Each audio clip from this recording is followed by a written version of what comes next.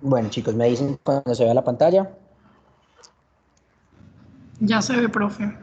Ok, muy bien. Entonces vamos a empezar la fisiología del aparato reproductor. Vamos a empezar con el aparato reproductor masculino, pero vamos a ver primero unas generalidades de la parte reproductiva. ¿Listo? Ok, entonces vamos a hablar de la reproducción sexual, ¿sí? Que es aquella en la cual los genes de dos individuos se van a combinar de manera aleatoria y novedosa con cada nueva generación, y esto pues obviamente va a ofrecer una ventaja adicional, y es que va a introducir variabilidad genética en la población, ¿cierto? Y esta diversidad entonces va a ayudar a garantizar que algunos miembros de una población sobrevivan o tengan la posibilidad de sobrevivir a los cambios en el ambiente durante el tiempo de la evolución. En la reproducción sexual, entonces, las células germinales o gametos, en nuestro caso óvulos y espermatozoides, pues, se van a formar dentro de las gónadas, que son los testículos y los ovarios, mediante un proceso de división por reducción o meiosis. Entonces, durante este tipo de división celular, el número normal de cromosomas va a reducir a la mitad, de manera que cada gameto, o sea, cada óvulo y cada espermatozoide, entonces va a recibir únicamente 23 cromosomas. Y en el momento de la fecundación, entonces va a haber un restablecimiento de ese número normal u original de espermatozoides, de cromosomas de 46. En ese cigoto, en ese huevo nuevo, el cigoto de ese huevo para convertirse en un miembro adulto, va a ocurrir a partir de las divisiones celulares o mitosis. Hola. Ah, ya se me escucha. Te quería decir que se te estaban recortando, no sé si soy yo solo. Sí, profe, Sí, pues la verdad mucho. sí. Ay, ok, chicos, no sé, debe ser el internet. ¿Ya me escuchan un poquito mejor? Sí, profe. Sí, profe. Ok. Entonces, cuando el individuo llega a la pubertad, ese espermatozoide o ese óvulo maduros van a formarse mediante meiosis nuevamente dentro de sus gónadas, de manera que pueda continuar el ciclo vital. O sea que miren que esto es una cosa cíclica. ¿Listo? Entonces, en el hombre, aquí nos muestran un resumen en el cual tenemos un hombre adulto, ¿cierto? Que a partir de sus testículos y por acción de la meiosis, entonces va a producir espermatozoides, ¿sí? Y una mujer adulta, a partir de sus ovarios, va a producir óvulos, que en el momento de la fecundación se van a unir estos dos gametos para formar el cigoto. Un proceso de mitosis va a aumentar su número de células, y pues eso le va a permitir el crecimiento, ¿sí? Y así va a continuar el ciclo.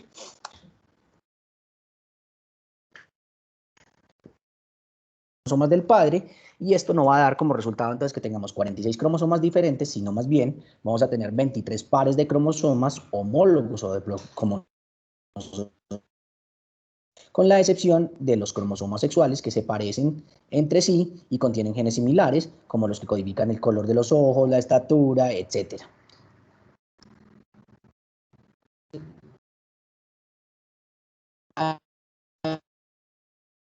Vemos entonces que cada célula contiene 46 cromosomas, o sea que es un número diploide, y que cada célula diploide va a tener dos cromosomas número 1, número 3, número 5, número 9, ¿sí? Y así sucesivamente hasta el cromosoma 22, y a esos primeros 22 pares de cromosomas los vamos a llamar los autosomas. Es por eso que ustedes de pronto en algún momento han escuchado, me imagino que el semestre pasado lo escucharon, de las enfermedades autosómicas. ¿Lo escucharon? Sí, Entonces, por esto se les llama enfermedades autosómicas, porque son de los autosomas. Y al último par de cromosomas, los cromosomas X y Y, los llamamos cromosomas sexuales. Listo.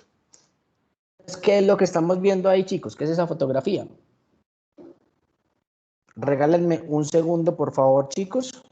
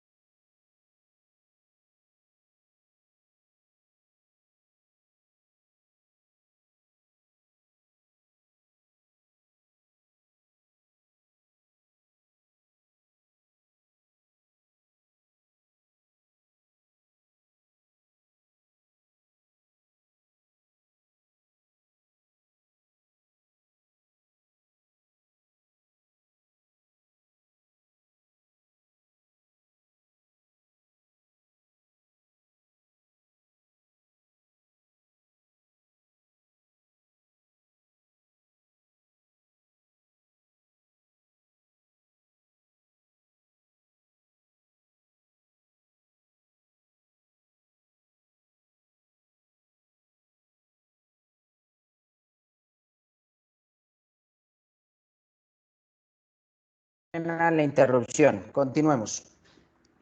Bueno, entonces aquí, ¿qué es lo que estamos viendo? ¿Qué es eso que estamos viendo ahí en la fotografía, chicos? Un cariotipo, profe. Un cariotipo, ¿cierto? Entonces miren que aquí lo que hacen es que toman, meten a la célula en un proceso de mitosis y cuando se hace acuérdense que normalmente ¿cómo está la cromatina en el núcleo? ¿Enrollada o desenrollada? Enrollar, Enrollar. ¿Está qué? enrollar las histonas. Desenrollada. Normalmente la cromatina no está así. Normalmente la cromatina está desenrollada, chicos. ¿Por qué? Porque es mucho más fácil para la célula trabajar cuando la cromatina está suelta. Porque si no toca esperar a que se desenrolle la histona y luego desenrollar la doble cadena. Y bueno, entonces esta acumulación de la cromatina en forma de cromosomas solamente se da cuando la célula va a hacer mitosis. Entonces justamente paran a la célula cuando está en mitosis, cuando va a empezar el proceso de mitosis, la paran, le paran el ciclo celular y la tiñen y podemos observar entonces los cromosomas. ¿Sí? Entonces esto es un cariotipo, muy bien. Entonces miren que estamos viendo un par de cada cromosoma. ¿Qué sexo tiene este individuo según lo que están viendo en la fotografía?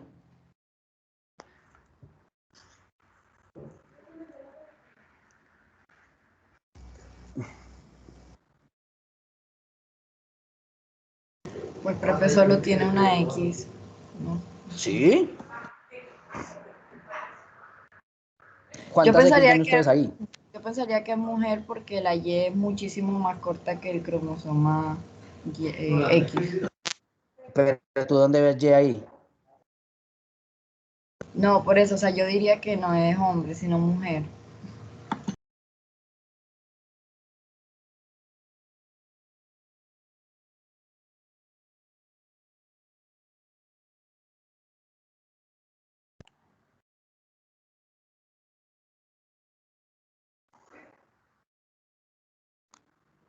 ¿Ustedes qué ven aquí?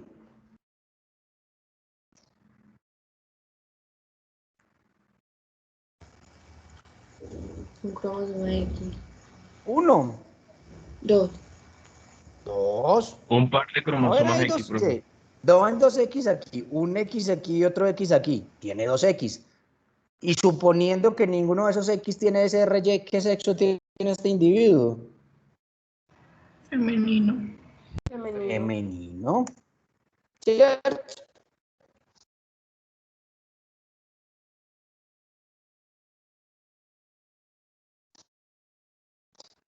De cada gen en estos cromosomas. Acuérdense que un alelo es la forma que puede presentar cada gen. Pero el hecho de que nosotros tengamos solamente dos formas de un gen no quiere decir que todos los genes, dame un segundito, no quiere decir que todos los genes tengan solamente dos formas, porque ustedes ya saben que hay genes que tienen muchísimos alelos, pero nosotros heredamos solamente uno de la mamá y uno del papá. ¿Qué me vas a preguntar, Verónica? No, profesor Yana, le iba a Perdón, Ana decir María. ¿Qué perdona? no, te iba a decir que sí se te escucha como muy mal. Ay, chango, chicos. Esperen, yo vuelvo a entrar a ver si de pronto mejora y si no, pues entonces yo les pongo la grabación de una de las clases de otro de los grupos. Listo, denme un segundo, por favor.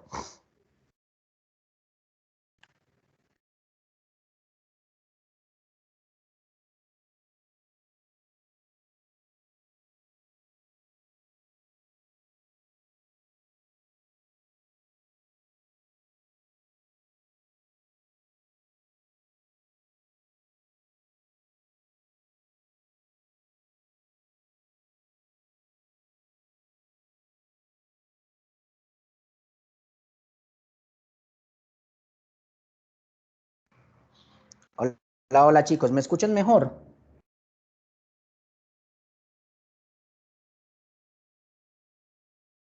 ¿Aló? Profe, pues por el momento sí, pero quién sabe después. Bueno, Sí, voy a profe, intentar, me lo va explicando. voy, voy a, voy a intentar y si no, lo que les digo, les pongo la grabación de uno de los grupos anteriores. Listo, para que no haya pues ahí como dificultades.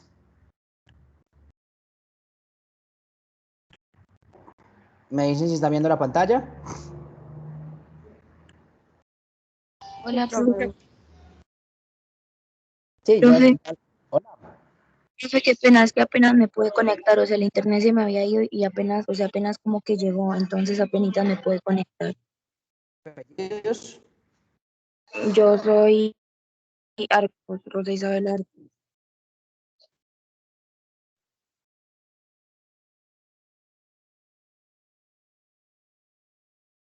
Cada gen nosotros vamos a tener dos formas, ¿cierto? Una que heredamos de la madre y una que heredamos del padre, pero eso no quiere decir que cada gen solamente en los humanos haya un solo alelo. De hecho, hay genes en los que hay 40, 50 alelos, ¿sí? Pero nosotros solamente recibimos un alelo de la mamá y un alelo del papá.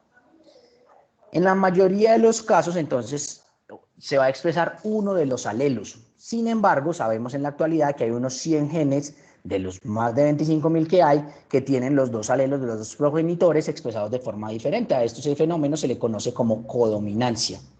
¿Sí? Entonces, en la mayoría de los casos, como les decía, se va a silenciar alguno de los dos, sea el alelo materno o sea el alelo paterno. Entonces, por tanto, dependiendo del gen, solo va a funcionar el alelo de la mamá o el alelo del papá. Y ese silenciamiento alélico se da o se logra a partir de cambios epigenéticos de la cromatina. Y esto implica unos cambios en la estructura de la cromatina producidos por metilación de las bases de citosina o acetilaciones de las proteínas de histona. Esto traducido, ¿qué quiere decir? Se van a hacer unos cambios sobre la estructura del ADN, pero ojo, y esto es muy importante, no van a haber cambios en la secuencia normal de nucleótidos, sino que van a realizarse estas acetilaciones y estas metilaciones, lo que van a hacer es que la, la expresión de esos genes no sea posible. Por ejemplo, si yo empiezo a agregar un grupo de acetilos o un grupo metilo, por ejemplo, puede hacer que la RNA polimerasa no sea capaz de pegarse al gen. Y entonces, si la RNA polimerasa no se pega en la secuencia de nucleótidos específica, ¿qué pasa con ese gen? ¿Se expresa o no se expresa? No. No se va a expresar. O, por ejemplo, que nos haga que la RNA polimerasa se despegue antes. Entonces, ¿qué va a pasar con ese gen si la RNA polimerasa se expresa, no puede terminar de leer toda la secuencia? Tampoco se va a expresar. Muy probablemente la proteína no vaya a ser funcional, entonces no se va a expresar el gen.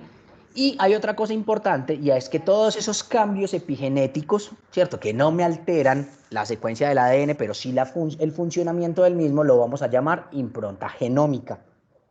Y esto es muy importante, chicos. Parece ser que esa impronta genómica no solamente puede ser de una célula madre o una célula hija, sino que parece ser que tenemos impronta genómica en los gametos. Y eso explicaría por qué algunas cosas, como por ejemplo la memoria genética, se puede pasar de padre a hijo. Por ejemplo, ¿cuál de ustedes le tiene miedo a las serpientes?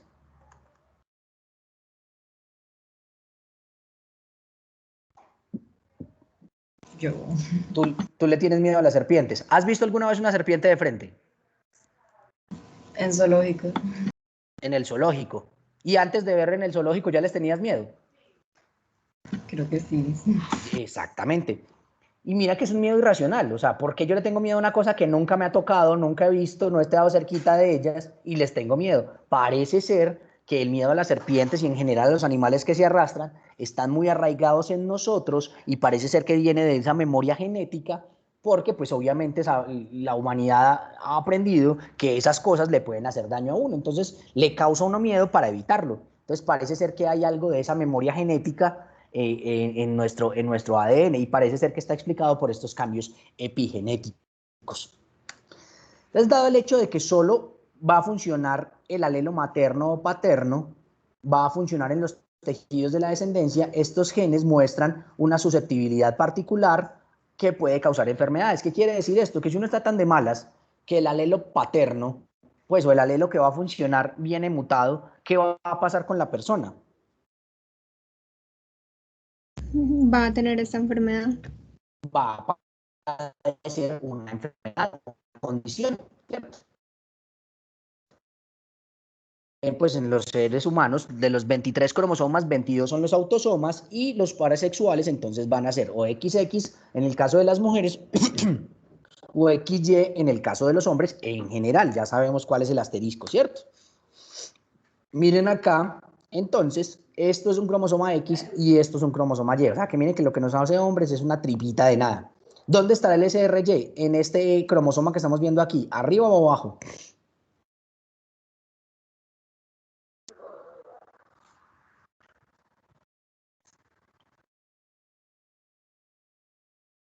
A ver, chicos, ¿qué dicen ustedes? Profe, no está arriba. No está arriba, tienes toda la razón. ¿Por qué no está arriba? ¿Dónde está el SRY? En el brazo corto.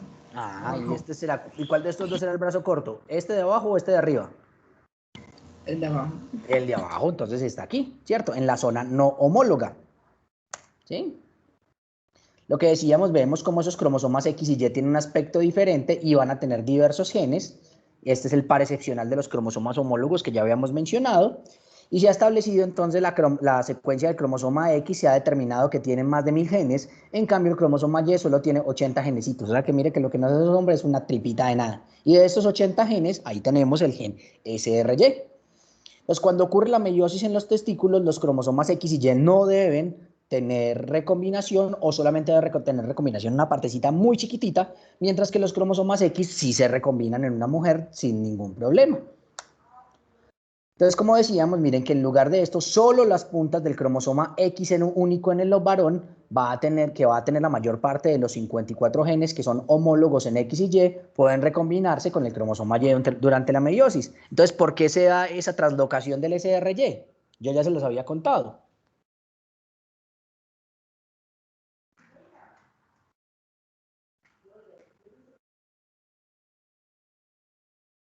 A ver, chicos, ¿por qué se da esa translocación del SRY?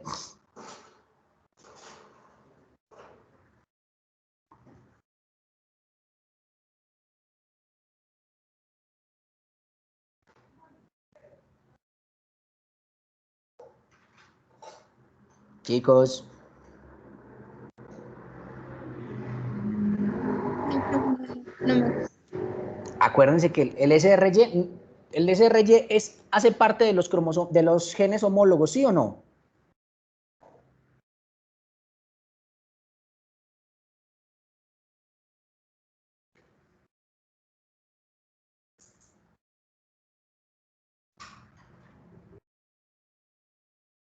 Sí, profe.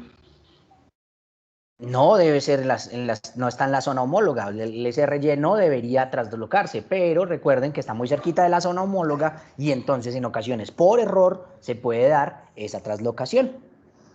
Entonces, esos genes que están fuera de las regiones de la punta se restringen al cromosoma X solitario del varón. Acuérdense que los varones solamente tenemos un X.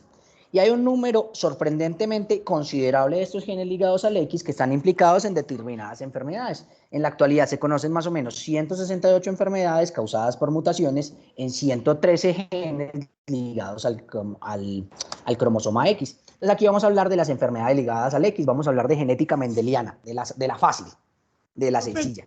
Hola. yo no entendí lo de la translocación del gen. ¿Me puedes repetir, por favor, eso? Sí, acuérdense que hay unas zonas que se pueden traslocar en los cromosomas en el momento de la recombinación durante la meiosis. Hasta ahí me sigues. Sí, profe. No hace parte de esas zonas homólogas, pero anatómicamente está ubicado muy cerca de una de esas zonas homólogas. Entonces, por error, en algunos individuos puede ocurrir esa translocación del SRY al X. Es por eso que pueden haber individuos XY sin SRY e individuos XX con SRY. ¿Ya sí te queda claro? Sí, profe, mejor. Ok, Gracias. está bien. Entonces decíamos que existen algunas enfermedades ligadas al cromosoma X que tienen un carácter recesivo y algunas enfermedades ligadas al X de carácter dominante. ¿Qué quiere decir eso? ¿Qué quiere decir que un gen es dominante o que es recesivo?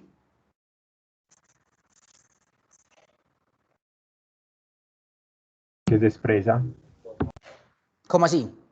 O sea que un gen recesivo no se puede expresar. Sí, pero siempre va como a prevalecer por encima del dominante. Más o menos. ¿Quién da otro concepto? A ver si nos aclara un poquito. Más o menos es la idea, pero falta aclararla.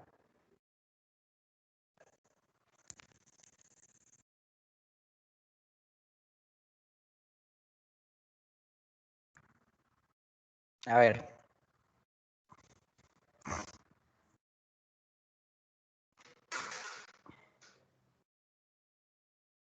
A ver, chicos, ¿quién se atreve? Pues es que en el dominante se pueden dar, o sea, es como más fijo que se exprese la enfermedad, mientras que en algo recesivo pueden haber, digamos, muchas variaciones y puede, digamos, que no se exprese con mayor potencia como el dominante. De tipo dominante, siempre que esté el gen dominante se va a expresar. Siempre. Donde sea que esté el gen dominante se va a expresar. En cambio, en el caso recesivo, la única forma de expresar la característica es si el gen es homocigótico, es decir, si los dos alelos del gen son iguales. Mientras que para el carácter dominante, con que haya uno de los alelos dominante, se va a expresar la característica. ¿Queda claro? Sí, profe. Sí, pero Listo, muy bien. Entonces vamos a hablar de las enfermedades ligadas al X de carácter recesivo. ¿Qué tiene que pasar en una enfermedad ligada al X de carácter recesivo para que la madre esté enferma? O bueno, más bien, primero, para que sea portadora. solo tener un alelo recesivo. Que tenga un alelo enfermo, ¿cierto? Un alelo recesivo enfermo. Hablemos de gen bueno y gen malo. Listo, para que sea más fácil de entender. ¿Y qué se necesita para que una mujer en una enfermedad ligada al X de carácter recesivo esté enferma? No solo que sea portadora, que esté enferma. Que los dos alelos sean enfermos. Exacto. Que los dos genes, que los dos alelos estén malos. ¿Queda claro eso para los demás?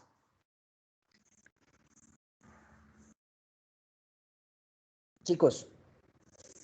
Sí, profe. Sí, ok. ¿Será posible que en una enfermedad ligada al X de carácter recesivo hayan hombres portadores? No, profe, solo ¿Por enfermos. qué? ¿Por qué? Porque es que lo que pasa que ¿Solo hace, enfermos? ¿Solo enfermos? o bueno, solo enfermos o sanos, pero no Exactamente, sí. portadores. No existe la posibilidad no existe la posibilidad de portadores. ¿Por qué, Verónica? Porque lo que pasa es que lo que hace una mujer portadora es que como tiene dos cromosomas X, uno se va a encargar, el bueno va a encargarse de controlar al otro malo, y entonces va a haber como tal como una regulación. Mientras que en el hombre, como solo hay un cromosoma X, si va a estar malo, no hay quien lo regule y ya va a estar malo y se enferma. Perfecto, muy bien. Esa es la respuesta. Ok, entonces, ¿qué tiene que pasar desde el punto de vista genético para tener una mujer enferma? ¿Cómo tienen que ser sus padres? Ojo, no estoy hablando de una mujer portadora, estoy hablando de una mujer enferma. ¿Cómo hago para tener una hija enferma? ¿Cómo tienen que ser sus padres? Homocigotos. ¿Cómo así? A ver, explícame. Explícamelo en términos de enfermo, portador o sano.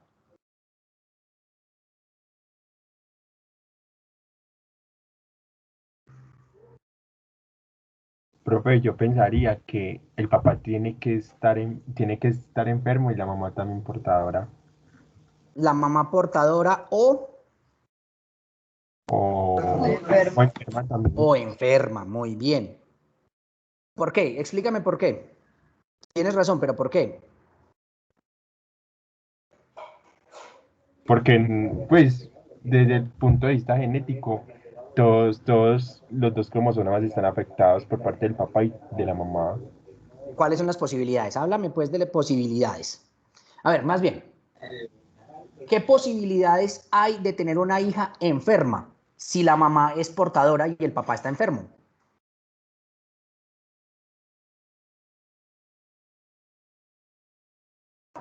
Pues para mí, del, Hijas. Estoy hablando de hijas. de hijas, ¿Cuál por el las 50%. enfermas? ¿Por qué? No por ahí. Es el 50%. ¿Por qué? En genética no existe el por ahí, no, existen las certezas estadísticas. Sí, profe, porque, a ver, como dijo Verónica, la variación sí va a estar por parte de la mamá, pero por el papá no, ¿cierto? Entonces, se podría dar esa varianza de parte de la mamá para que una hija no la tenga y la otra sí. Entonces tenemos aquí un padre enfermo, Sí. ¿cierto? Y una mamá portadora. Si el papá está enfermo, entrega un X enfermo o un X sano. Un X enfermo. Enfermo.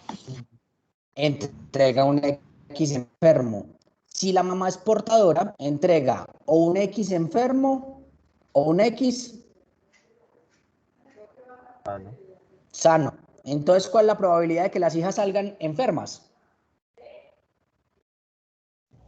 El 50%. Y van a poder salir hijas sanas. No, Sí. profe, solo portadoras. Exactamente, solo van a tener hijas portadoras, no van a tener hijas sanas. Y si la mamá se enferma, Profe, disculpe, una pregunta. Sano señor, también podría ser que sea únicamente portador, pero está bien. O también a eso se le denomina sano, aunque... no, se denomina portador. Ah, ok. Dale. Y si la mamá es enferma, ¿qué va a pasar con las hijas? Depende, pues, si el papá es enfermo, si la mamá es enferma y el papá No, está... estamos contando con que la mamá está enferma y el papá también. Ah, bueno, entonces el 100% de las hijas van a salir enfermas. ¿Y de los hijos? Y de los hijos también, todos. Exactamente, exactamente. ¿Queda claro?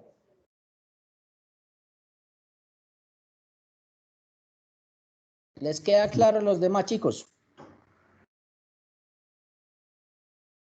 Sí, profe. Ok. Bueno, y en el caso de una herencia ligada al cromosoma X de carácter dominante, ¿cierto? Si tenemos un padre sano y una madre enferma, ¿qué va a pasar? ¿Cuál es la probabilidad de los...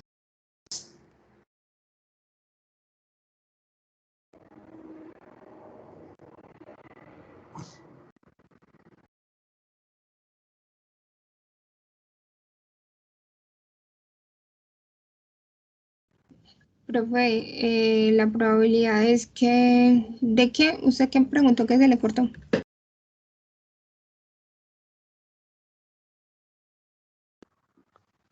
Tenemos un padre sano y una mamá enferma, heterocigota.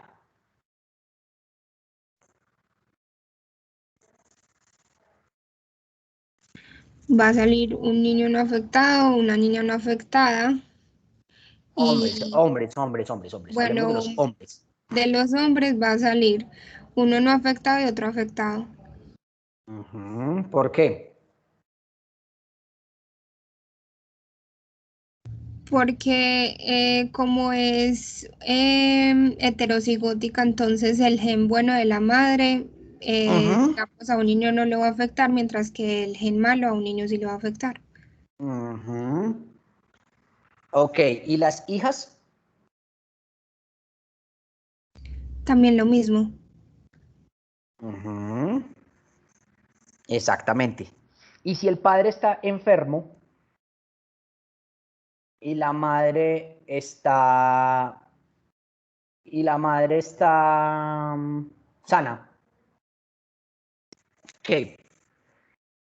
¿Qué pasa con los hijos?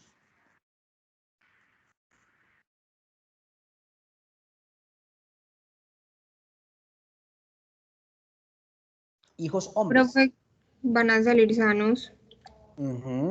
¿Y las hijas? Van a salir enfermas. Todas enfermas. ¿Sí queda claro? Más o menos, profe. ¿Qué no entendiste? Porque todas enfermas. ¿Por qué todas las hijas enfermas? Hijas. Porque es que las hijas van a tener dos cromosomas X, ¿cierto? Va a tener el bueno de la mamá, pero el malo del papá. Entonces, como es una herencia ligada, pues dominante, entonces con una sola X mala que tengan ya van a salir enfermas. Y como el papá les dio la X mala, pues va a salir enfermas las dos. ¿Ya sí te queda claro? Sí, muchas gracias. Ok, es eso, lo que decía Verónica. El papá siempre va a poner X para las mujeres y como su X está malo, ¿cierto? Todas sus hijas serán enfermas, por más que la mamá ponga un X bueno. ¿Queda claro?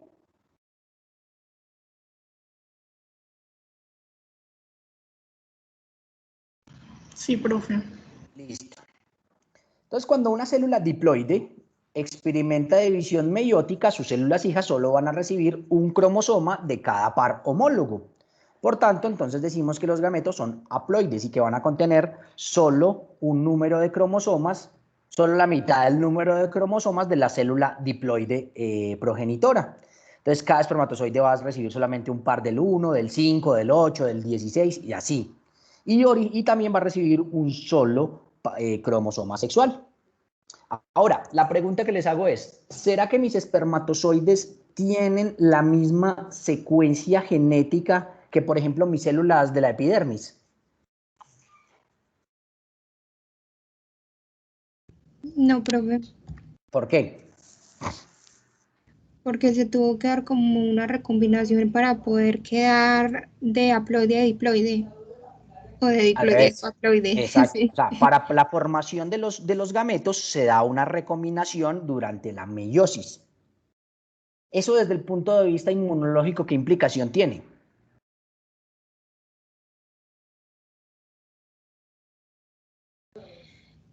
Que no necesariamente las enfermedades que tengan yo las voy a tener mis hijos. Bueno, listo, sí, esa es una. Pero la otra es, ¿será que existe la posibilidad de que mi sistema inmune reconozca a mis espermatozoides como cuerpos extraños? Ah, sí, por eso es que usted nos decía que en los conductos seminíferos no hay casi sistema inmune ahí, para que no ataque la misma población de espermatozoides. Exactamente, por eso existe la barrera hematotesticular como una medida de protección, como un paraíso inmunológico para cuidar a los espermatozoides. Ahora, no sé si ustedes han escuchado, yo me imagino que sí, que las mamás, las abuelas de antes decían que las características genéticas pasaban, se saltaban una generación. ¿Lo han escuchado? Entonces, que por lo menos los nietos se parecen, incluso los niños se parecen más a sus abuelos que a sus nietos. ¿Sí lo han escuchado? Sí, Sí. profe. ¿Y esto será que tiene algún asidero científico? Esa observación que hacían las abuelas, ¿será que tiene un asidero científico?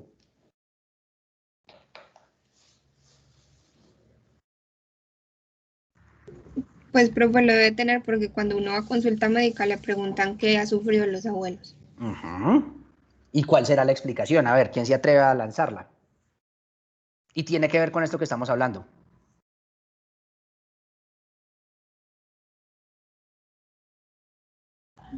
Que, por ejemplo, en mi abuela se dio una recombinación genética y y se crearon, digamos, sus gametos que son haploides, ¿cierto? Tuvo a Ujú, mi mamá ujú, y mi mamá tuvo algunos genes de mi abuela y mi ujú. mamá también sigue teniendo esa recombinación genética, pero esos mismos genes que tenía mi abuela, pues pueden pasar a mí. No todos, pero sí algunos. Bueno, más o menos, pero te enredaste un poquito. A ver, yo les hago una pregunta, voy a hablar de mí.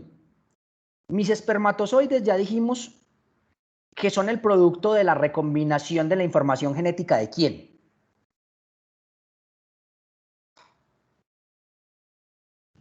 Suya. Y, pero ¿De dónde viene mi información genética? De su padre y de su madre. De mis papás, ¿cierto? Entonces es posible que en esa recombinación genética, algunos genes que, por ejemplo, quedaron apagados en mí, queden prendidos en mis espermatozoides. Y si quedan prendidos en mis espermatozoides, existe mayor probabilidad de que se puedan expresar en mis hijos.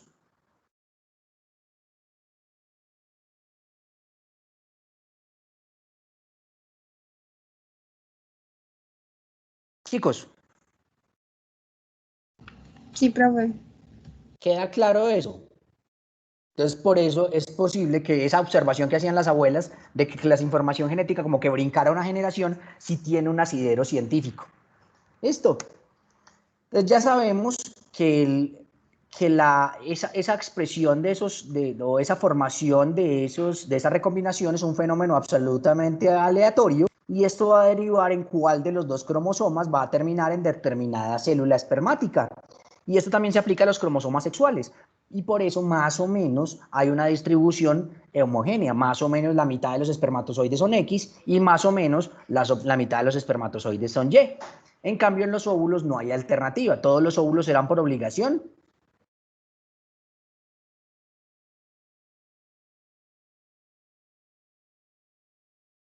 Óvulos por obligación.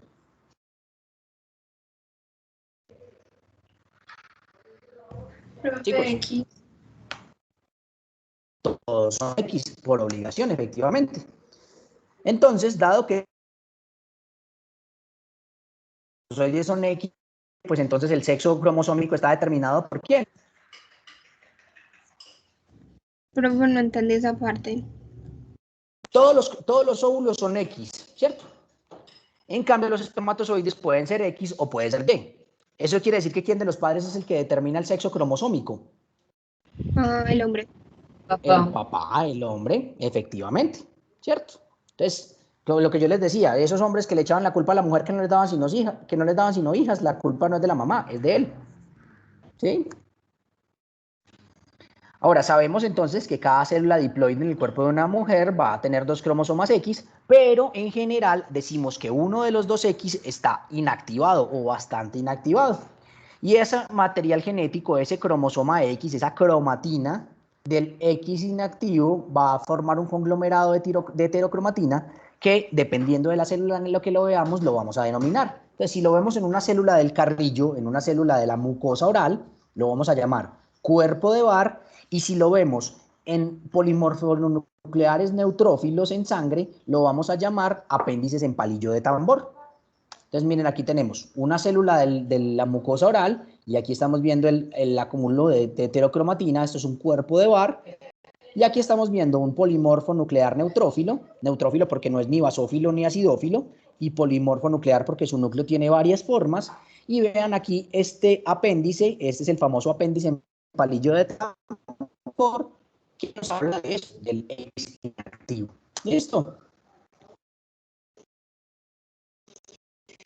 Y el sexo cromosómico de una persona. Sin embargo, en cada mujer, alrededor del 15% de los genes presentes en el cromosoma X inactivo evaden esa inactivación y un 10% se inactiva de forma parcial. ¿Qué quiere decir eso? Que a pesar de la inactivación, hasta el 25% de los genes que están en el cromosoma X, perdón chicos, mi esposa me tiene un ataque de picos. Y tenía que parar la clase por eso, es más importante. No me cogieron a picos. Perdón con ustedes chicos, pero me dieron un ataque de picos y pues ¿quién le dice no a eso? Es imposible. Listo, entonces como les decía, hasta el 25% de esos genes de ese cromosoma X que se supone está inactivo logran escapar a esa inactivación. Listo chicos, entonces miren, aquí nos muestran un resumen. Entonces tenemos un espermatozoide Y, un óvulo X que se unen en un cigoto XY y que si tiene TDF, o sea que quiere decir que tiene SRY, esa gónada indiferenciada se va a convertir en un testículo que va a tener túbulos seminíferos con células de Sertoli y células intersticiales este caso tenemos un óvulo X, siempre un óvulo será X, y tenemos un espermatozoide X, se forma un cigoto XX, y en ausencia normalmente de TDF, o sea que no hay SRY, esa gónada indiferenciada terminará convirtiéndose en un ovario. Eso ustedes ya lo saben. ¿Listo? Ahora, miren que lo normal es que el cromosoma Y o su ausencia es lo que va a determinar si el embrión va a tener testículos u ovarios. Y esto está bien ilustrado, por ejemplo, en dos anomalías cromosómicas genéticas. En el síndrome de Klinefelter, la persona afectada va a tener 47 cromosomas en vez de 46.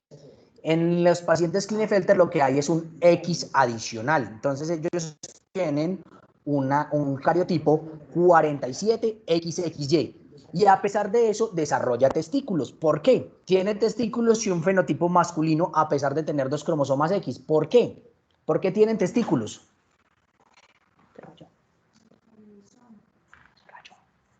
Porque tiene el gen SRI.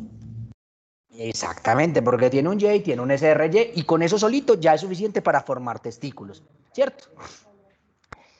Y las pacientes con el síndrome de Turner tienen un genotipo, un cariotipo 45X0, les falta un X. Y tienen un desarrollo deficiente o un no desarrollo de gónadas y son fenotípicamente mujeres. ¿Por qué son mujeres? A pesar de que tengan una gónada no funcional o que no tengan gónada, ¿por qué se desarrollan hacia la mujer?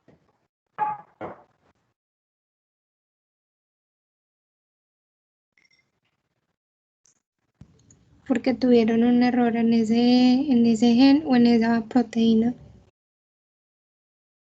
Sí, está bien, estamos de acuerdo. No tienen ovario, pero porque aún así, a pesar de que tienen un ovario malo o un ovario o sea, no tienen ovario, ¿por qué estas mujeres, o más bien, por qué estos individuos se desarrollan hacia mujer, fenotípicamente hablando?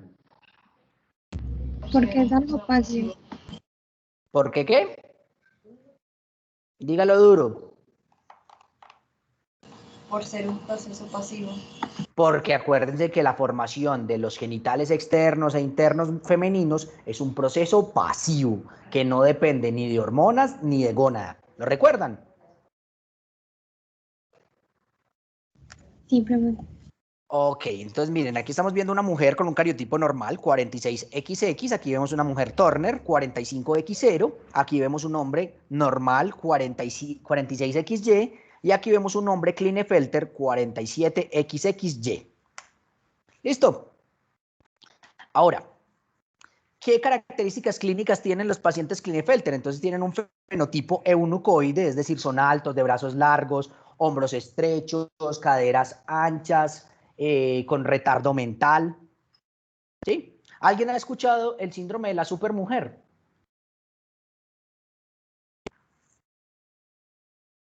Sí, creo. ¿Quién recuerda qué es el síndrome de la supermujer?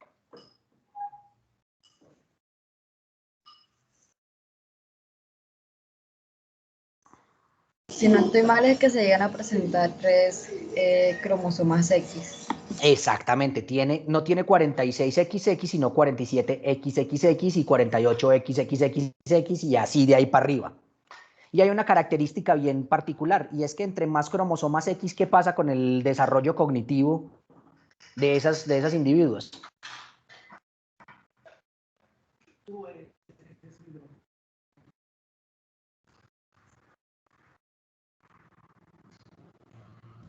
se deteriora, es pésimo. Chicos, exactamente, entre más X, más deterioro de la parte cognitiva. Entonces, por eso hay una reglita mnemotécnica. Entre más mujer, más bruta. Pronto nosotros somos más brutas que los hombres, ¿ok? No, no, no, no, no, no, no. Estamos hablando de anomalías cromosómicas, no estoy hablando de las mujeres normales. Las mujeres normales son súper inteligentes. Pero entre más cromosomas X haya presentes en el genoma, mayor deterioro de lo cognitivo. De hecho, ¿por qué los pacientes Klinefelter tienen retardo mental?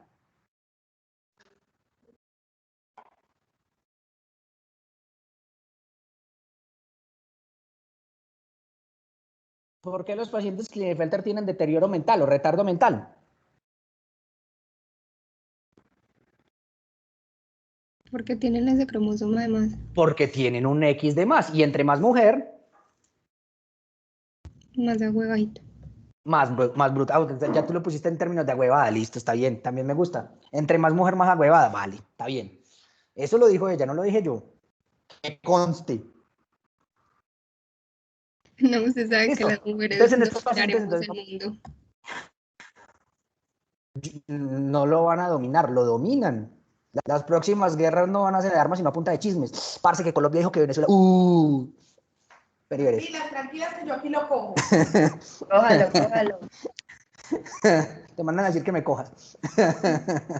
Bueno, chicos, entonces estos pacientes también van a presentar hipospadias, van a presentar ambigüedad genital, van a presentar criptorquidia, van a tener unos testículos pequeños, duros y poco funcionales, un pene pequeño, casi todos son infértiles, van a desarrollar ginecomastia. ¿Qué es esto? ¿Qué es ginecomastia? Como pechos más grandes. Desarrollo de mamas en los hombres, o sea, desarrollo de la glándula mamaria. Hay una disminución del vello facial y vello púbico. Obviamente hay unos testículos no funcionales, entonces hay un hipotestosteronismo. Las gonadotropinas se van a elevar como respuesta y lo que les decía, va a haber retardo mental e hiperactividad, ¿cierto? No van a tener calvicie frontal. ¿De qué? Porque los hombres nos volvemos calvos.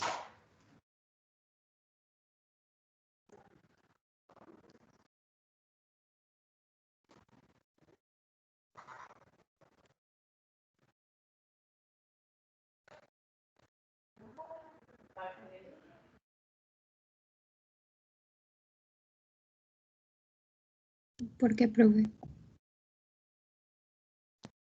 ¿Por qué? Profe, no es por niveles anormales de testosterona, cuando tienen demasiado. Que normales, pero altos, ¿cierto? Entonces, si ustedes ven los hombres que son más barbados, más pecho peludos, normalmente son calvos y de hecho se quedan. En cambio, los que somos más pelo en pecho y poca barba, tenemos la tendencia a no quedarnos calvos. Y sí tiene que ver exactamente con las concentraciones de testosterona, ¿cierto? Entonces, en general, estos individuos tienen poca testosterona, entonces no se quedan calvos, no tienen buen desarrollo del vello facial, tienen menos pelo en pecho, tienen unos hombros más estrechos, desarrollan pechos, o sea, hacen ginecomastia, la distribución del vello púbico tiene una distribución más femenina, tienen las caderas anchas, un pene y unos testículos pequeños y tienen unos brazos y piernas largos. Esto que están viendo aquí es el fenotipo eunucoide, todo ese conjunto. Tienen unos brazos largos, unas piernas largas, son muy altos, normalmente, como decíamos, son estériles, tienen desarrollo de caracteres sexuales secundarios infantilizados, tienen ginecomastia, una distribución de la grasa más de tipo femenino, lo que les decía, tienen retardo mental, y en el 50% de estos individuos, el cromosoma X adicional viene de la mamá y en el 50% viene del padre. Y miren que lo que yo les decía, entre más X tiene, el grado de deficiencias mentales y de anomalías físicas, pues es más grande. ¿Listo? A ver, chicos, ya hagamos un ejercicio. Ya le tapé el pene a este individuo. ¿Eso es un hombre o es una mujer?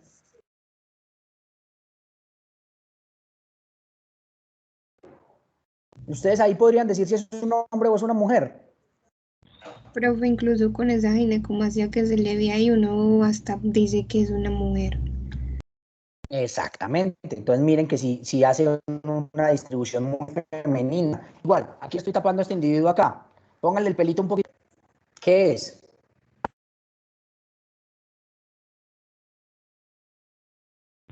Una señora. Una señora, ¿cierto? Una señora sin tetas.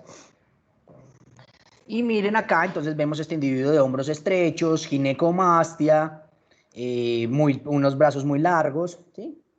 Muy bien. Y aquí tenemos su contraparte, que es la paciente Klinefelter. Entonces, en ellas, esta es una persona, una paciente muy característica. Entonces, vean que los párpados se ven caídos y le da un aspecto como de un ojo perezoso, una implantación de las orejas por debajo de la línea normal. Las orejas normalmente se deben implantar a la altura de los cantos externos de los ojos. Ahorita, luego se miran y revisan. Tienen una mandíbula pequeña, un cuello corto y ancho, que le da una forma como de un cuello alado. Tienen un tórax ancho, es muy común que tengan desviaciones hacia el lateral de la columna, eso se llama escoliosis, hiperextensión de los hombros, de los codos, y tienen ausencia de la cuarta o quinta articulación metacarpiana, entonces pueden tener una braquidactilia, usualmente tienen hinchazón de manos y pies y unas uñas angostas en pies y manos. Normalmente tienen talla baja, tienen lo que les decía, el cuello corto, el pterygium colli, una implantación baja de la línea del cabello, normalmente se implanta más abajo en el cuello, ese cuello corto, tienen coartación de aorta frecuentemente, tienen poco desarrollo mamario y con unos pezones muy separados, eso se llama hipertelorismo, ¿sí? Lo que les decía, los metacarpianos cortos van a tener disgenesia o agenesia gonadal, y obviamente no van a tener menstruación, ¿sí?